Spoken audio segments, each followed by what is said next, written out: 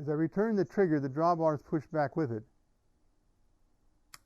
That click is the drawbar snapping over the full cock notch.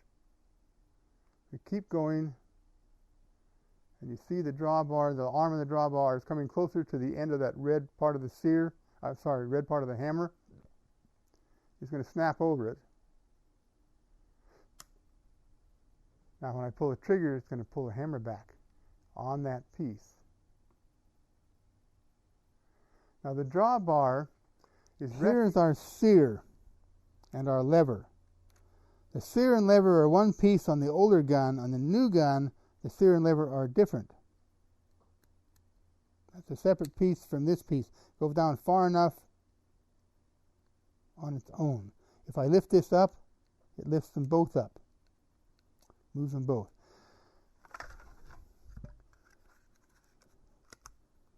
This piece right here is the sear.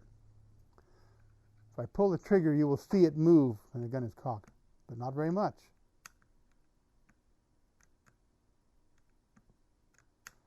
Now the way the safety works is when it's on. Now you look at the gun, and typical of the plastic frame guns, we have steel inserts. Now I will say that this is like the Glock, and there's a steel insert here with a rail on each side and a small rail right here on each side. I really don't like that. I like a few of the other guns that have a full-length rail. I like it much better, but this one's pretty well done. This insert is quite large. It comes back from here, clear up to here and down. You can see where I've cut a lot of it away. The shiny stuff down here.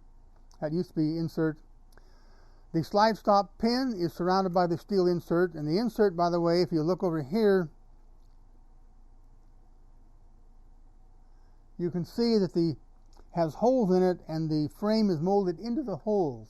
So you have friction, plus you have something to keep it from going like this, because you have plastic fingers inside of the insert itself. You'd think the strut would go that way, but it doesn't. It goes this way. It's also part of the rebound system. Remember the little spring? Sits like this, and the hammer strut compresses it when it rotates. Goes in with a long end to the back. Drop it in place. Now your problem's only started because this little bugger has to line up with the slot in the hammer when you get all done. Now we're going to put the hammer in place. It's relatively simple since we have chamfered the edge of it so it lines up a little bit easier. And now you notice that I have this piece to hold the drawbar in place. I also give friction so it'll hold it down so I can start my little hammer axle. It started.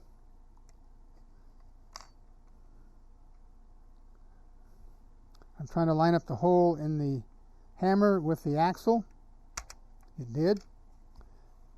Now I'm